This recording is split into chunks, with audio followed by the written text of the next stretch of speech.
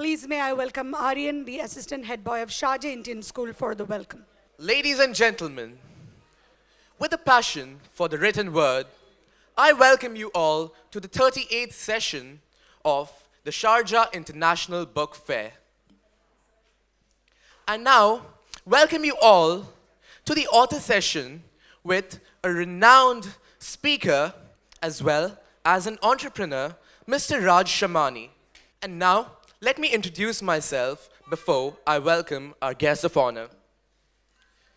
Reading has always inspired me to do more, and so, with a passion for reading since childhood, I am Aryan Shankar Pai, the assistant head boy of Sharjah Indian School. Now let me tell you something about our guest of honor, Mr. Shamani. Mr. Raj Shamani is an experimental speaker, but he believes in failing again and again and rising in order to achieve success. His ideologies of repeating things in order to succeed is not, according to him, it's not something that we're supposed to do, but instead, he believes in failing and trying out new methods of succeeding. And so now, without any further ado, I welcome the guest of honor, Mr. Raj Shamani. Okay, so due to the shortage of time, we'll be starting a conversation session with the principal of Sharjah Indian School, Juweza, Mr. Anthony Joseph. Sir, I welcome you onto the dais. Now, Mr. Shamani and Mr. Joseph will speak to each other for us based on various topics, and I guess let's start. Good evening, ladies and gentlemen. I actually, when you think about authors, you think about people who've grayed a little bit, who got a little bit of white hair, maybe a little long beard with a white beard and all this thing. You think about authors that way. But when they said Raj Shamani, when I did a little bit of research, I was very, very surprised to see a 23-year-old young man who's now attained world acclaim nearly with his unconventional thinking. Please give him a hand, please. I'm glad that I'm able to interact with him. I feel honored, and I feel that this is an opportunity for a principal, for a school principal, to be able to talk to a student. I have taught many students myself, and many children have gone from my hand, and they would be about his age only. So I'm so very happy that I'm able to speak to Mr. Shamani, and I consider it an honor. George Bernard Shaw once said, he said, if you haven't made a mistake, you really haven't tried. So if people say, oh, I never make a mistake, that means they've never tried to do anything at all. If you try to do something, you will definitely make a mistake. And I'm so very happy that Raj is a person who believes in forgiving. It is not that he believes in making mistakes. He believes in forgiving, in the act of forgiveness. When you're in a race, and if you fall down, and if you stay in the same place that you've fallen down, you will lose the race automatically. And I was reading in one of his anecdotes, he was saying, he believes in being a runner in the race that has no end. Am I right? So, Raj, I am very happy to see that I'm going to meet a phoenix bird in the sense that you rise from your mistakes. You love to forgive people who've made mistakes and suggest ways and means of doing so. Whatever prompted you to come into this particular groove? Like I said, I've rephrased what you've been thinking. You said you like to make mistakes. No, I think you'd like to forgive. Forgive yourself and forgive people who make mistakes. What actually put you in this groove? Can you tell me, please? Okay, so when I started everything, and instead of forgiving, I think each and every individual here needs to allow themselves to make mistakes. Because I think the biggest thing which stops us from doing everything is looking bad in front of people. Like we have this sweet spot that maybe if I try to, let's say, write a book, what if people read and think it's bad book? What if everybody will start laughing at me? No, like I can't show it to my parents. I can't show it to like my neighbors or the friends who I care a lot about. So I come from a place where I allowed myself to look completely bad in front of people because I don't care about other people. I just care about that my mom, my dad, and my younger brother. Like they should feel proud about me, about the things I'm doing. And my dad, when I was 16, I wanted to start a business. And at that time, our family was just making 45,000 rupees in a month. And that was in a family of 12. So my dad just said one thing: don't care about the kind of money which we're making at the moment. Life is about figuring out. Life is not about having it all figured out and having a lot of millions in your bank account. It's about figuring it out every day. So allow yourself to make mistakes. Allow yourself to that even if you made a mistake, it's okay. So you forgive yourself and rise again. And that thing has stuck here. So till that day, I think each and every one of us should do this. So my life, I think what put me under this roof, what put me got me where I am today, is the ability to figure out things every day and the ability where I allow myself to make mistakes every day. And that is the one place which each and everyone should come from. That's it. Fantastic. Fantastic. Give him a hand. Give him a hand. What a thing. I'm glad that my children are here, but the students of my school, Sharjah Indian School, are here. And I hope you guys are listening very, very hard. I hope you're listening very hard. Children, because you have to learn, you have to take a page from the book of Raj here, in the art of getting up every time that you fall. Yeah. Well, let me come to a few very, very focused points here. What factors contributed or are needed to change our mindset from a consumer to a producer? I have heard that you've, even in small businesses, you've been able to convince those people from becoming a producer from a consumer. So many enterprises have come up because of this idea. What advice do you have for my young crowd here? For everyone, like this consumer and producer, this was this one theory which I wrote in my book. My book's about to come. And I'll tell you, like every time we're thinking of something, of doing something, or starting a business, or writing a book, we all have been taught to think from a consumer perspective, right? Everybody keeps talking about think like a consumer. You should do like them. And I think that's a very bad strategy to come from. Think like a producer. Most of the people don't know what to do in their life because they're still thinking, they're consuming things and they're still thinking from a consumer perspective. So what I say is, each and every one of us, whether it's a 5-year-old kid or somebody who's 70-year-old or 80-year-old, each one of us has one thing which we enjoy the most. This is this one thing. Maybe it's cooking, maybe it's writing, maybe it's reading, maybe it's speaking, or any random thing, or just talking to people. Anything. We all have this one thing where we just forget everything and inculcate ourselves into that zone where we don't care about the time, right? So that is the thing which we consume the most in our day. And my theory with this is, do the things which you like, think about becoming a producer in the thing where you're consuming the most. Sorry to interrupt, Raj. Can you give us a specific, I wanted to go into focus. Can you give a specific example? I'll give you an example. Let's say my younger brother, he consumes, I'll talk about a very generic and a very random game so that everybody thinks that even at the smallest things you can make a difference. He loves playing football, okay? And he loves playing FIFA on the video games. So he loves playing video games. Now, most of the parents, most of the teachers would be like, what can he do if he's playing the games the entire day, right? Is he consuming and he's just wasting his time? But he shifts his mindset from consuming that game to start producing the things. Let's say he was playing the entire day and he figured out a trick or a code which helps other players win the game very easily. So he can write that down and publish that blog.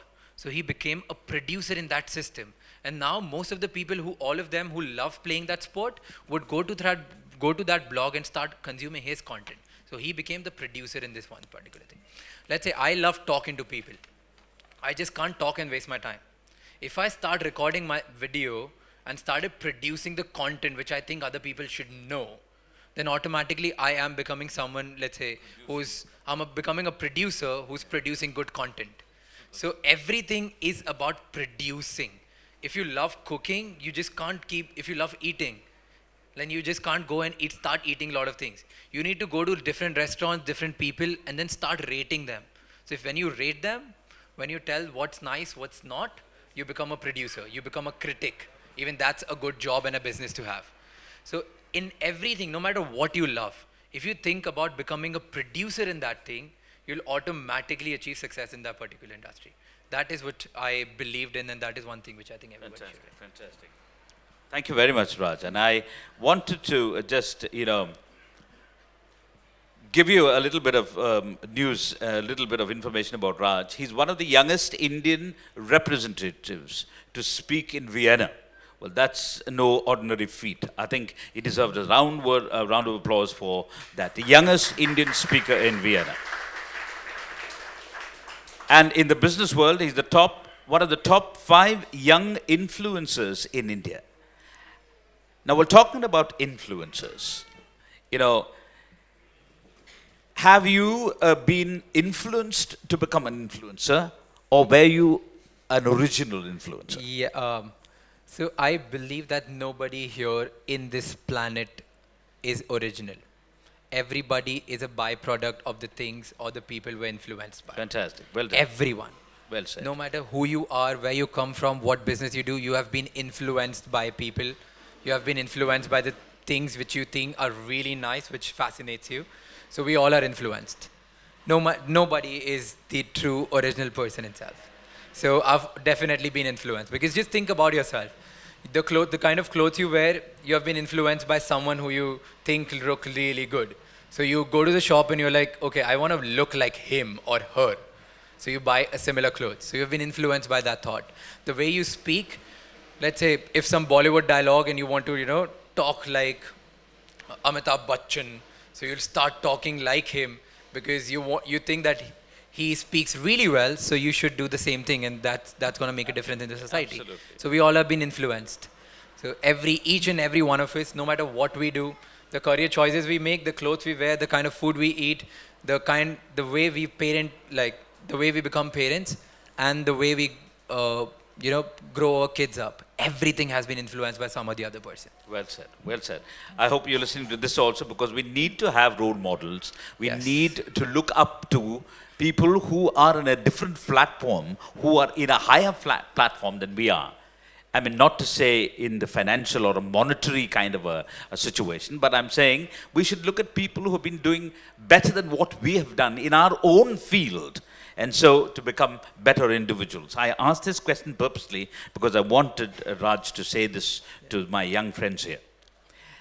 While talking about influencers and talking about people who you can follow, Raj, how do you actually differentiate from a genuine person to a person who just fakes it? For example, there are many people here in this world. I don't want to give any names, but there are fake influencers who, for that particular moment in time, they would act to be influenced. How do you make out the difference? See, I think it's all about the intention. What intention one person is coming out from. Absolutely. So even if let's say you and me, we both are, let's say, influencers, okay? And you are the true influencer, which you have done really good things in your life. You have been come out of rags to riches. Now the world is getting inspired by you. And I am somebody, let's say I'm faking it. I'm completely faking it. I haven't done anything, just faking to influence people. But if you come with a wrong intention, with that influence, if you're just looking at snatching people's money or snatching their time or giving them false hopes, then I think even if you're true influencers, you are one who people should not follow, and you are a bad influencer. Absolutely. And even if I'm faking it and I come with the right intention where I can inspire most of the young people to do something good in their lives, then even if I'm fake, I don't care. I'm doing the right thing. So I think it's all about the intention. Well said, well said, well said, fantastic. You know, once a mother with her son went to Mahatma Gandhiji and said, Gandhiji, could you please speak to my son? He eats sweets the whole day and he's got such an obsession for sweets. I'm not able to get this guy out of this habit. So Gandhiji said, thank you very much, madam. Could you go and come back in 2 weeks' time? This lady was very, very upset, saying, what is this Gandhiji saying to go and come back in 2 weeks' time? So she went back. And then she came back after 2 weeks and Gandhiji called the boy and said, say, listen, son, why don't you try giving up this habit, because this is a very bad habit and you should give this up. So the mother went and the boy said, yes, Gandhiji, I will definitely try and give this up. And he went away. The mother went up to Gandhi and said, you could have said this 2 weeks ago. Why did you wait until 2 weeks to tell my child this? He said, 2 weeks ago, I was obsessed with the habit of eating sweets. And so I tried for 2 weeks to see if I can give it up. And then I found I could and I gave it up. So like Raj was saying, your intentions are the ones that influence your action. And you have to be somebody, you have to believe that you're somebody for to be able to influence everybody else. Well done. I think you said the right thing. And you prompted the story that came from my mind. Where are these glasses of mine? Oh, yeah, yeah.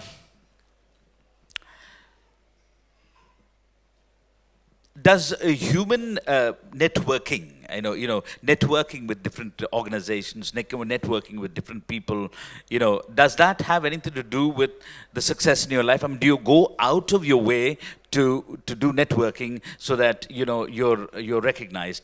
I'm not trying to pull you down, Raj. Don't think. I'm just curious, and I'm sure most of these people also have this question in their mind. Do you do any networking at all? Is that part of your success? 100%. I think everything I owe is to the networks I have. And I have this model in my mind, which is THN. This is the biggest network in the world. Bigger than Facebook, bigger than Instagram, bigger than any network you know. And this network is the human network, THN. See, the human network, it's about, so I have this one thing which I follow in my life rigorously since last 6 years. I've been following it. It's reaching out to one person a day, every day. So I'm meeting one person a day, 7 people in a week, 30 people in a month, Super. 365 people in a year. Because the more people you meet, the more your horizons expand, the more opportunities you're going to get. And it's 100% true that even if you're really talented, you're like the ultimate source of talent and skills.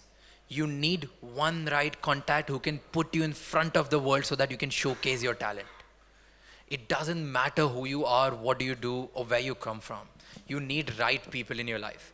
Each and every one of us will realize this. Even if you're like the appropriate person to get the job, you need one person who can hire you and put you on that job. Everybody needs contacts. So I believe that having the right kind of human network is one of the most important things which we all should have. I was just a young boy in India in a small city called Indore, and I come from not a very fancy family, just like in a family where my father was making 45,000 in a family of 12. It's not a very good money to have. And we come from a very small background. In fact, my father, when he started, he was homeless. Like, he didn't have a house and he was selling coconuts on streets. So from there to a place where we are today, where we can live a lifestyle where we don't have to think about, about having anything or just living our dreams. So this all came true because of the right networking. In fact, even today, I think the kind of place where I am, somebody might have suggested the organizers that got me here. So everything is related to the network, everything is related to the kind of people you meet, and everything is related to the kind of people you're exposed with. So it's very important to have the networking. It's very important to have it. Like, we all should just, even some of you, if you are thinking that this is not necessary, I tell you this is. Like, this is everything which I've followed in my life, and this is everything because of which I've got anything and everything in my life. So networking is important. Thank you, Raj. I mean, children, I'm asking all these questions for the sake of the young listeners who've come here to be able to see a role model in this young star here. And, Hello. you know, people think there's a myth to say if you go talk about yourself and do some networking for what you intend to do, it's wrong. People should automatically recognize you. Well, here is Also, a fantastic answer. I think I want to add, I'm just cutting you here, I'm so sorry. But for all the young people, in fact, for everyone, when you go network, the first thing is everybody thinks like, it's so hard to meet so many people. Just think about this one thing, right? Reaching out to one person a day. It's very simple. And in this generation where we can reach out to anyone just by email or Instagram or Facebook, it's very easy to reach out to people. So reach out to one person a day, 7 people in a week, 365 people in a year. And when you reach out, it's not about telling about yourself. It's about a 3G model. So 3G is 3 growth. Number 1 is intent. Are your intentions right? When you're reaching out to a person, let's say I come up to you and talk to you, let's say I am Raj, what intention am I coming from? Is my intention to sell you something which is going to harm you for the future? Then no, it's a bad intention, okay? Number 1 is intent. Number 2 is care. Do I care about the other person? If I'm just going to go and meet that person and talk to themselves with the selfish intentions, the other person is not going to care as well. He will forget you in just 1 minute. I come up to you and tell you, okay, I'm Raj, I do this and that, this and that, this and that. You'll be like, who are you? Why do I care? Right? So I need to care about you first. And third is authenticity. I need to come up to you and tell you my real intentions.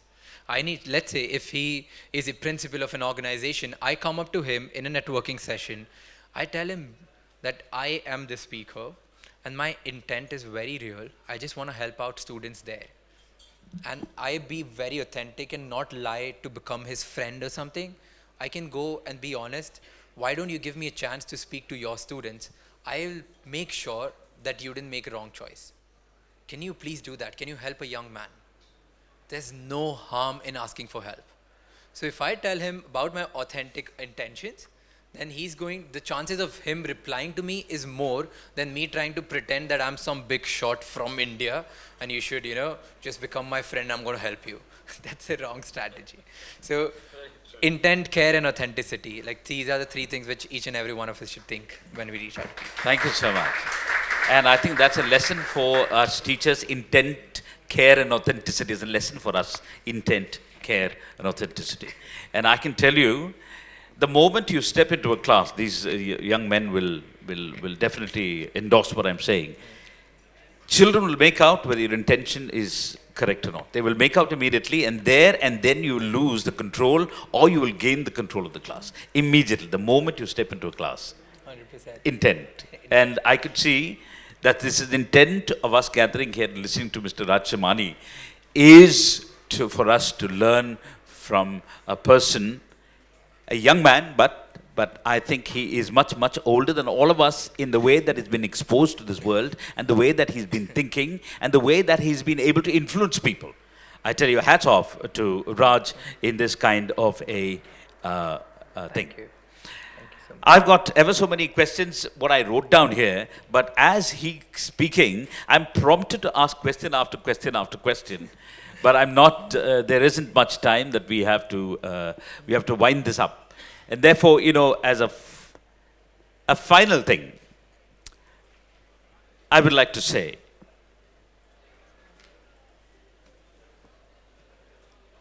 we know that Raj is an influential speaker, and therefore, I want to know what made him do this. That's the last of my question before I pass this on to the floor here. I'd like to know, Raj, what made you do this? I mean, you could have done anything else. You could have done so many other things for a young man. Pardon me for saying this. You look like a movie star also. Okay. He does, doesn't he? He could have tried something in the movies too. A handsome young man like him. But he didn't do that. He chose to become an influential speaker, an author. I mean, that's out of this world. And so I want to know what motivated you Okay. to become this out of the world kind of a job? Perfect. So, if you have like 5-7 minutes, can I tell a story about me where I started from? Yeah, like usual. Okay, so not many people know this, but when I started, I'm just going back to time, like why I am doing what I'm doing today. I'm gonna be really honest with you guys. So my intention was never to become a speaker or to go out in public and start speaking. My intention was very clear that one day I'm going to make my mom and dad proud.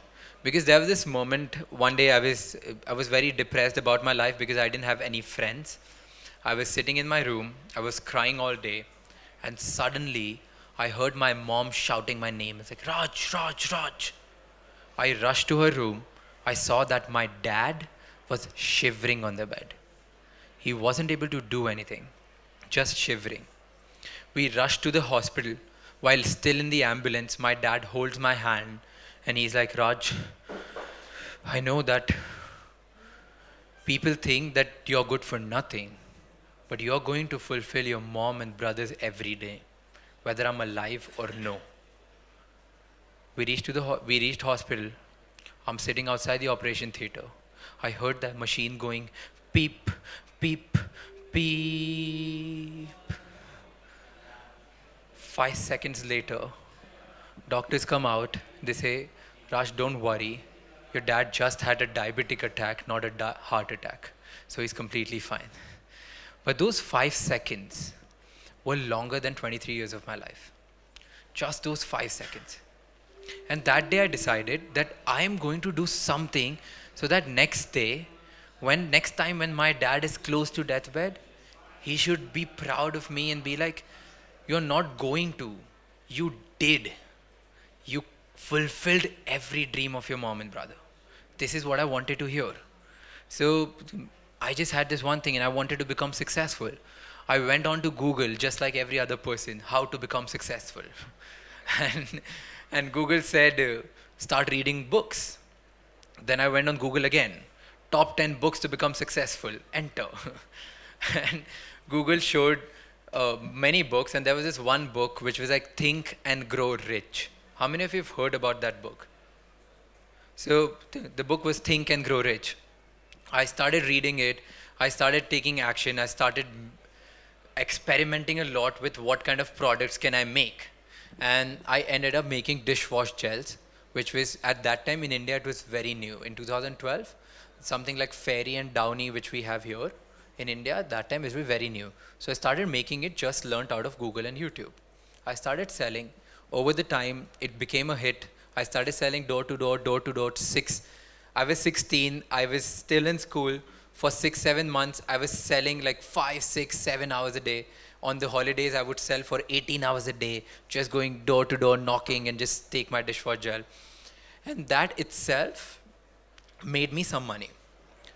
First money which I got from that, I was driving, I was going back home from work, and I was really upset that after 6 months, I got like just 6,000 rupees, which is like $100.